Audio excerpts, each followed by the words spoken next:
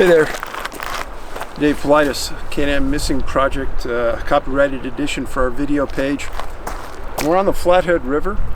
We're on the South Fork, just below just below Hungry Horse Reservoir. And the water is beautiful. This is the same area where I saw an eagle multiple times fly right up the canyon on me, so pay attention. It's a nice day. This is my fourth location I've tried today because the wind has been so brutal. So I'm tucked inside of a little cove, trying to get you guys a little bit of a view here. This area on that side is really remote. There's no way into it unless you're really willing to hike a lot. So, a couple of things before we start. I wanted to thank every one of you for your kind comments about Bobo's interview. It was interesting. I learned some things about my friend that I didn't even know. So hopefully you learned something and you saw him outside the skin of his TV show. He's a good soul. I've spent some time with him at conferences. He's a really good guy. He treats people right. So that's what I like about him. So today we're going to talk about 3 cases. And before I get into it, I'm going to read to you a piece of mail I got that was pretty interesting. It says, "Dear Dave, I've been following your books and videos pretty much from the start. I want to thank you for bringing this topic of disappearances to the public and for keeping it there. Just as insight slows down, anger, knowledge increases. I have to hand it to you for pressing forward for the benefits of the families of the missing and overlooking the bastion of armchair idiots who make uninformed proclamations. Briefly, I'll share a little experience regarding trusting our senses, a topic you've been kind enough to regularly mention. It was in 1996. I was living in western Colorado near the small town of Rifle. Anyone's ever been to Colorado? The main freeway that goes through the State Highway 70, Rifle, is west of Vail. It's a pretty quiet area out there, but it's beautiful. Surrounding the small town, especially to the west side, are a run of mountains known as the Book Cliffs. They are actually a high mesa formation with near vertical sides that run for miles northwest of town. This area of wilderness is a hunter's dream. No, I'm not a hunter, but a hiker and a trout fisherman. Ta-ding! I'm used to being outdoors, having met up with bears, bobcats, and one mountain lion. Won't be doing that again with only a trout rod. Yeah, right now. So it's about the first day we've had mid-60s here, and yeah, I'm not going anywhere without my gun around here either. Now that the bears are out moving around and they're hungry, I don't want to be their next meal. And if you see some monarch butterflies flying around, they've just now hatched. It's beautiful. I've seen probably 500 of them. So you might see them fly into the screen here. One morning I took a rough drive up to the top of the mesa. This area is ringed with aspen groves, and a fall golden yellow trees against the clear blue mountain sky makes a fine day to hike. I parked my truck and headed into the tree line. As I mentioned, it was a clear, bright morning. I was photographing the sky up through the trees, and the trail that I was following was clear all around. Beautiful tree trunks and large rocks. I don't understand it to this day, but as I rounded a left bend in the trail, things suddenly grew dark. It wasn't thick tree shadow, it wasn't clouds. The sky above me was still blue, but the trail ahead of me was very dark and a bit out of focus. I couldn't figure out what I was seeing or why it was so dark. Then I noticed that the wind breeze had stopped and there was no magpie noises, no noises at all. I've had a few situations in the past that scared me, but on this occasion, I got this immediate zapping fear that told me to back out. Not to turn around, but to slowly back out. When I broke out of the tree line, I turned and ran to my truck, beating it back to town. Looking back on this situation, I really feel that if I had ignored that sixth sense, I would have frozen in place with fear. Who knows what would have happened to me if I've gone and actually frozen that in fear. I'm bringing this experience forward for 2 reasons. First, to support what you have been admonishing to people. Listen to that inner feeling of impending danger. And second, to bring up a possible feature of fear for both you and Steve and how to hunt. This has to do with some of you who email you, stating that their encounters cause them to freeze in fear, unable to move or speak, not to use even their hands to turn on a flashlight. I began to feel this very thing for the first time in my above listed experience, and never since. I moved back out of there quickly before this feeling could overpower me. My question about this type of frozen feeling, is it just extreme fear, or could it be a power to suppress speech, muscle movement for predatory advantage? If your muscles freeze up, you can't speak or scream, and it would give a great advantage to someone who wanted to take you. Of course, this won't account for the many, maybe most of your disappearances, but after listening to you and reading all the missing 411, it sure seems that anything with an ability to stop a person in their tracks and freeze them silently would explain why some people vanish without a sound. Who knows? Just wanted to share some thoughts with you after years of pondering the experience. Stay safe. Thanks for the genuine feeling that you have for others. Thank you. A couple things. I have been probably as afraid as anyone can imagine while I've been working as a policeman a couple times. Not so much that I was confronted by a very bad guy who was armed, which has happened before, but more that experiencing an unknown sensation where it shouldn't have been there. Middle of the night, searching let's say a field of old cars, and you just have that feeling that something bad's about to happen. And you're by yourself, and your partner's maybe a couple 100 yards away. Aren't enough cover officers to help, and there should be maybe 6 or 7 of you, and there's only 2. I've had that feeling a couple times. Now, frozen in fear, I can't say that that's ever happened to me. I've heard those dogs a couple times, and it almost sounds, I'm not sure if it's an echo effect, it almost sounds like it's coming off that mountain, and if it was, that'd be weird, because there shouldn't be anything but big bad animals over there. So frozen in fear, no. I've heard that it's happened. I've heard a lot of people say that they were frozen in bed and they couldn't move. I've heard that a lot. But for what it's worth, thanks for the letter. And this note came from someone who wrote to me in January, and I'm just now kind of getting around to some of those letters, unfortunately, because it's been a chaotic few months for me trying to get through all the kind notes and things that people have sent. So I appreciate it. And I'll work my way through them eventually, trust me. So the first case I'm going to talk to you about today involves a young man named Donald Curtis, 18 years old. Now you're going to see a series of sites out there on the web about missing people in the wilderness, in the forest. None of these sites existed until I started to write about them in books. And then people all of a sudden started to take these stories and put them on their sites, trying to capitalize on my work. This story you've never heard about anywhere, but I'm sure it'll be on people's sites soon. It's frustrating for me to see this. And it's even more frustrating when people out there in the audience sent it to me and said, hey, have you heard of this? From one of those sites? And yeah, I wrote about it before they put it on their site. So just so you know, think about where it's coming from. I also want to admonish people about reading books by authors who don't name a name, don't name a location, don't name a date, just write a story. Authors should be more responsible than just writing a story without putting a name in it. Now, again, I've written 3 Bigfoot books. 2 of the books had to do with sightings and things, and every time I have the person's photo, name, and an affidavit from them about what they saw. So when authors say, oh, they didn't want to do this, they didn't want to do that, they're too lazy to do it. That's what it is.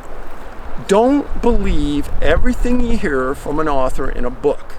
Please. Be a critical thinker. Really.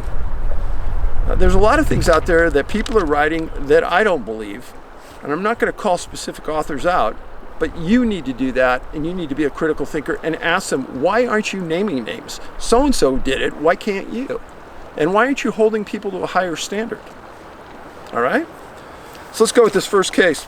Donald Curtis, 18 years, missing November 9th, 1969. He was 18 years old. It was either November 9th or November 8th, and the date fluctuates, depending on how many articles you read. But he was from Illinois, and he was staying at a YMCA in Tucson, Arizona. This was in '69. He met a guy named Brian McNamara. He was 20 years old at the time. And they both started to talk, develop a friendship at the Y, hang out in downtown Tucson, etc. And they found out that they like to hike and they like to prospect.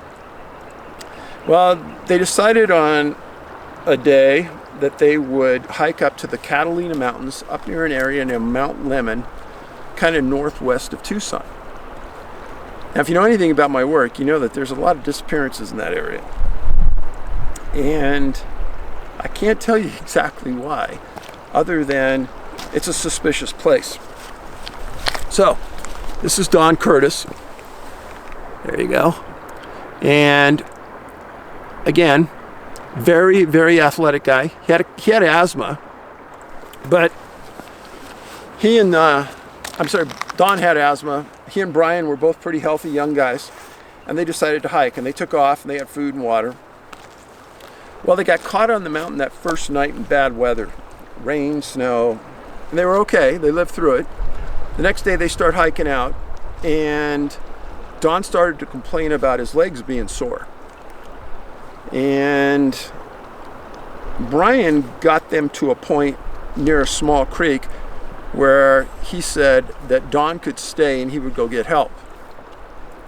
That started a 6-day ordeal for Brian to get out of those mountains. That's unbelievable. I mean, it's believable, but unbelievable for those mountains. I don't know how you could hike 6 days up there. But he eventually got out and he called the sheriff. But as he was coming out, he told the sheriff that he ran into a group of what he called hippies, and he asked them for help, and they just ignored him. He was trashed, he was dirty, filthy. Maybe they were afraid of him, I don't know. But finally gets off to the sheriff, and the sheriff comes in, and they set up a 60-man crew. They tried to put air support up, but the wind was too bad. And eventually, over the next 2 weeks approximately, they covered 72 square miles, or a 6 by 12 mile area. They weren't finding anything. At one point, Brian came to the search and rescue headquarters and came limping in and hobbling because his feet were absolutely trashed. The search and rescue people looked at him. But he came there because he was looking for his friend and he wanted to do the best he could. Now, Don's parents actually flew out from Illinois, and the parents told him that Don had been trained in survival techniques, so they thought that he could live. They said that his asthma wasn't horrific, but he did have a case of asthma, like Brian said.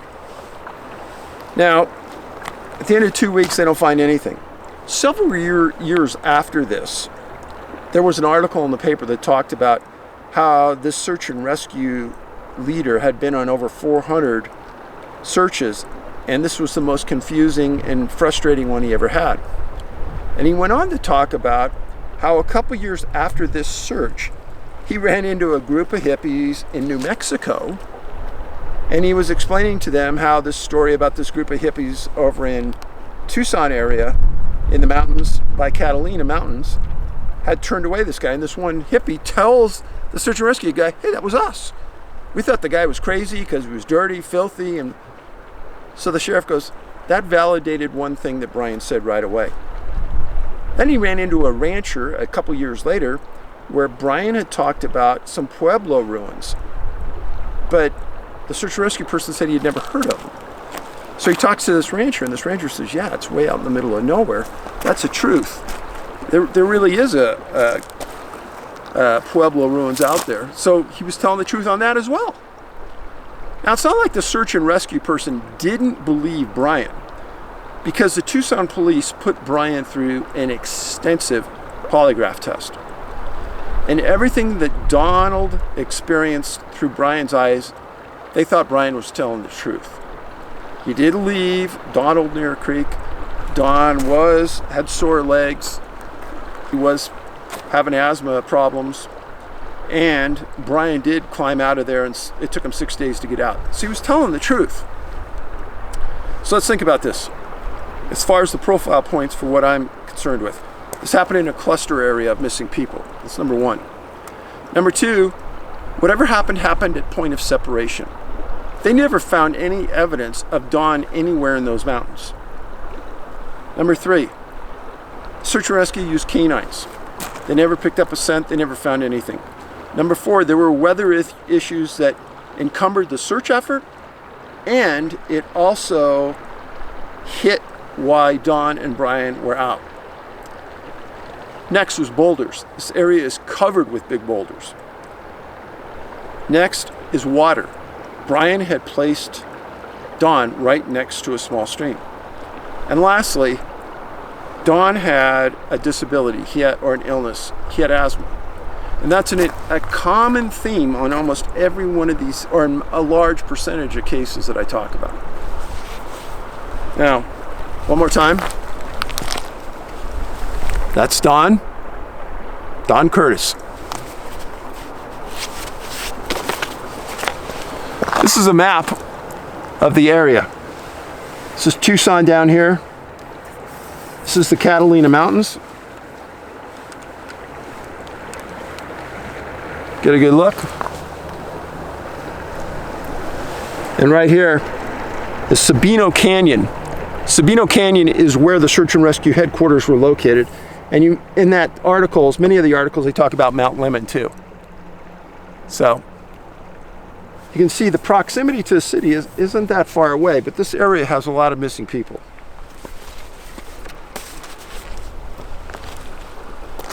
So the next case I'm going to talk about fairly recently, within the last 2 years, an incident involving a woman named Kat Hammontree, 68 years old, missing April 11th, 2019. She was a paralegal from Seattle. This is Kat.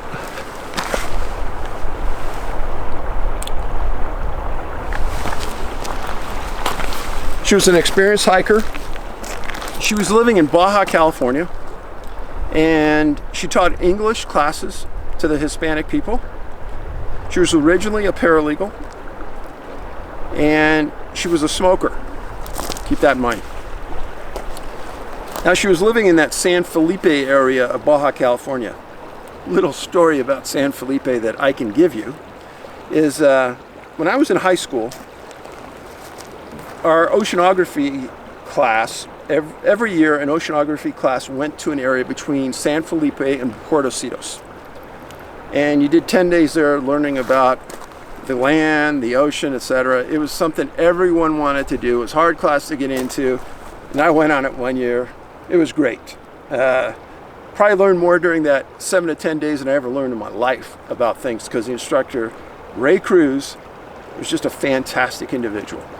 And I went with a lot of my friends. One of my buddies loved to fish, and he was fishing on a beach. And he hooked into something. Everyone thought it was a whale because it kept making runs. Turns out it was a turtle. They caught the side of the shell on the turtle. Of course, we let it go. But oh my gosh, went to some hot springs down near Puertocitos, and I can remember that they had the best fresh shrimp in the world. Now, obviously times have changed between Puertocitos and San Felipe. It was just a dirt road back then, but now I'm sure it's all paved and real nice. So anyhow, Kat disappears in an area where she went with friends to a day hike to a place called Diablo Canyon. Go look what Diablo means. And she took her dog named Tootsie with her, and there were several friends. There were 3 or 4 other people that went on this hike with Kat and her dog. And Kat walked Tootsie up 3/4 of a mile on this hike until they got to water at the bottom of Diablo Canyon. And she said that her foot hurt, so she decided to stay behind while other people went in. And at that point is the point of separation. So the friends move on. And this is what the canyon looked like that she went into. Lots of huge boulders, a little bit of water. Lots of boulders. So the group went ahead and hiked for somewhere around 30 or 40 minutes. They returned in 90 minutes. Kat wasn't there. And it was about, like I said, a 3/4 mile hike back to the car. The group went back to the car yelling for her. And at the car was her husband and another friend of another wife in the group. And they said, no, she never came back. Well, it was late in the day now, so they honked their horns, flashed their lights. People went up and down the trail looking for her. Somebody else left and went into San Felipe to get help. and they returned with police officers, the federales, and the army. And one of the people that night had a drone, and they put that up and were looking for her. Didn't find her. So the army searched for Kat for almost 2 weeks, and friends have continued to go up there and search for her. Some things about Kat that are interesting. First of all, the year before she had liver cancer. She wasn't real strong, but she did have a bad case of this. And she still went on the hike. People said that she always carried cigarettes with her, and if she was lost, she would have started a fire. Well, there was no fires. The federales found a couple of marijuana grows way in the backcountry, far from where they were hiking. They destroyed those, didn't find anybody there. And there was a comment made by the military that the people that tend these farms are passive types. The farms are owned by bad guys, but the farms themselves are passive people. They would have just ran. And as I've stated a million times before, if a hiker runs across a marijuana grow, the last thing the marijuana grow wants is a million search and rescue coming through that area looking for somebody. So they're not going to do anything to you. They might throw rocks at you or something, but they're not going to hurt you, because if you disappear in that area, there's going to be a big search and they're going to find the marijuana grow and destroy it. So it doesn't happen. Now, I'll show you the exact location where this happened. So this is Diablo Canyon. Here's San Felipe, not that far away. This is the Gulf of California. This is Mexicali. She had known this area very, very well. Here's another picture of the canyon. Nothing but rocks, big boulders, a little bit of water coming down the middle. I've talked about cases involving older people many times. And I could actually tell this story and replicate it probably 10 times for incidents that have happened in the last 10 years, easily. And they're consistent. Water. She was at water with her dog.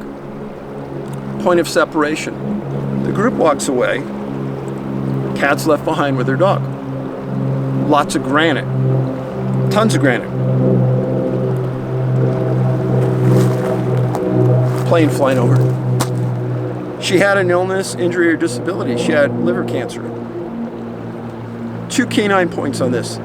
San Diego actually brought a dog down to this search because the Mexican military didn't have one in that area. So the canine didn't pick up a scent, and Kat had her dog with her, Tootsie. So she was missing with a dog. No scent trail, missing with a canine. So you can see the profile points in these things. Now, they said that Kat wouldn't have gone far off the trail. I believe that. If her foot was hurting after 3/4 of a mile, why would she go off trail anywhere? She said she was going to wait for her friends to come back, and she didn't. So any idea that she would have walked way off into the wilderness searching? No, I don't believe it. So what happened? In these areas of big boulders, there's a lot of things that happen. Now, I've written about Iceland before, and Iceland believes that there's entities that live in these boulders.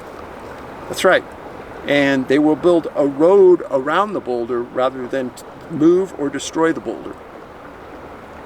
So maybe there's something to it that we just don't understand. So Donald Curtis, Kat Hammontree. Last case. This one's a bizarre one in my mind. It involves a young boy named Stephen Hansdorf. Happened September of 1892. I'm going to read the article that was in the paper at the time. Some time ago, Stephen Hansdorf and his family settled on a claim near Lancaster, California. Lancaster is just north over the mountains from Los Angeles. Lately, the dad has been at work at Fresno, leaving his wife, and one article says 16 months, another says 20-month-old baby on the claim. Last Thursday, Miss Hansdorf went on search of a cow which had strayed. I cannot tell you how many times I've written a story about somebody goes and looks for a cow and someone disappears. Happens many times. This is another one. Shortly after she left the house, her little boy, clad only in a calico wrapper, hatless and barefoot, started after her. Nobody knows this. Nobody could have known it because it was just the mom and the boy. Again, the writer just thinks it happened that way. That's what's amazing. She told the boy to stay behind. He didn't. He was a pretty little child with long, wavy golden curls and a fat, dimpled face. He was the pride of the parents and the pet of the neighborhood. When Miss Hansdorf returned from the search after the cow, she was surprised to find the little boy missing. She immediately went in search of him. She spent many hours in futile search, and as the shades of night began to draw its somber curtains of the earth, her heart failed her. She went to consult her nearest neighbor and told them of the story of the child. In her frantic endeavor to find her lost babe, she was overcome with fatigue and sorrow, and barely had she realized her story when she fell unconscious to the ground. There's nothing to the pathetic as a mother's grief over her lost child. Kind hands administered to help her, and soon a score of men were out looking for the little tot. For miles around, the neighbors scoured every spot, but nowhere was signs of the child visible. With dejected hearts, and search parties returned home as darkness covered the area. When the poor mother was apprised of the result of the search, her grief was pitiable to the extreme. She wrung her hands and moaned in a disheartened manner. There was but little sleep for the woman. Early the next morning, when the first gray tints of dawn appeared in the horizon, nearly half the male population of Lancaster could be seen gathered together discussing the event and mapping out a method to search. Details were made to scour the country in all directions. The party of 9 or 10 men who had the detail to search the locality north of the house found imprints of the baby's feet a short while after they had been out. Through the cactus bushes and masses of sagebrush, the party followed the trail of diminutive feet, tinged here and there for what looked like blood spots, which the cruel cactus thorns had drawn from the tender flesh of the child. Suddenly, the trail became obliterated with indentations made by coyote feet. The child in its wanderings had passed a coyote den. Again, they don't know this, they're making it up. And from time on, the tracks of the baby's feet were followed with some difficulty. The party followed the coyote trail, stopping every now and then to kill a rattlesnake or destroy a tarantula. It was surmised that the little child was torn to pieces by coyotes or bitten by a deadly viper, by the party not seeing any vestiges of the child. Determined to keep up the search until they found some tangible evidence of this hypothesis. The trail of the coyotes led this party to the edge of a dry lake 10 miles north of the home of Miss Hansdorf. Here the coyotes' trail became indistinct and the imprints of the child's feet more pronounced. Standing on the edge of a waste of an alkali marsh, the beholder is presented with a wonderful mirage of water rolling up in beautiful billows of the sandy mounds. The party came to the conclusion that the child, seeing this mirage of water and being consumed with thirst, toddled over to the alkali. The alkali being a hardened crust and gave no impressions of any kind. It was determined to separate the investigators, keeping each other in sight. 4 miles from the edge of the lake, Walter Mellick, the editor of the Lancaster Gazette, discovered the body of the little child lying face downward in the alkali. Dr. Wilson, who was near him, came up and examined the body and discovered that it had been dead only a few hours. The little child had evidently dropped from exhaustion and died. Tenderly, the body was lifted and carried back to the edge of the lake. The heat of the alkali lake was so great that Dr. Wilson and Walter Mellick was obliged to put back for the edge of the lake for water and rest. The body of the child was taken to its mother and prorated by the event. In its wanderings, the little child walked 14 miles through cactus and sagebrush among venomous reptiles and voracious coyotes. It is supposed that after the child went into the dry lake, the coyotes turned back. The distance the child walked and its numerous escapes from death by coyotes and poisonous reptiles is a subject of great mystery to the people in this locality. There were no bruises on the child's body excepting the scratches made by the coyote cactus thorns. There's a great sorrow in Lancaster over the death of the heroic little fellow. So, folks, we're supposed to believe that a 16 or 20-month-old child walked 14 miles in 31 hours. I don't think so. Here's why. When it's dark outside, kids are afraid of the dark, and they're trained to go to sleep. And after several miles, that kid would have laid down in the sand and slept. And there would have been a big scene there that they never found. And they lost those tracks for a long period of time. And they were following, they said, coyote tracks. I don't buy it. That's a phenomenal distance in a brutal heat. Another article said that the child lived, so I'm not even sure what's the truth. But that was the most extensive article on the incident. And I tell you this because I do believe the mileage of what these people said was probably true. How that little child, how Stephen made that distance is the part I don't understand. Something else took place that we don't get. Now, this is another story you won't see anywhere, but now you will. Somebody will write this up or somebody will put it on their website now. So, please make sure that you're subscribed to the channel. I have a lot of people telling me regularly they get unsubscribed so many times. Please give me a thumbs up. Please repost this on other sites. I know that there's still searches going on for cat from time to time in Baja. If you're in that Diablo Canyon area, you know, if you're with a couple other people, go off trail and maybe look around for her, see if you can find some remains. Carry a personal locator beacon always. I don't know what happened with Donald, what happened to Kat, or what happened to Stephen, but there's 3 more cases to ponder and rack your mind about. I sincerely appreciate your friendship and your prayers for me. Thank you very much.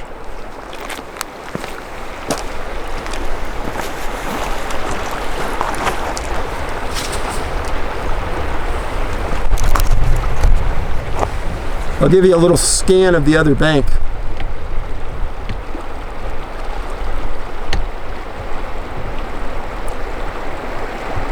The water in this area is just gorgeous.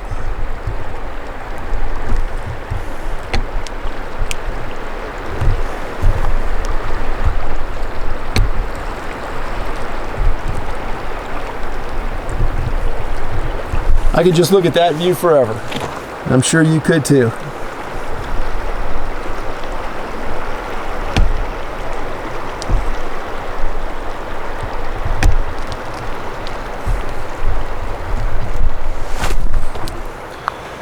Well, hey, have a great weekend of what's left, and hopefully I'll see you next week. Thank you.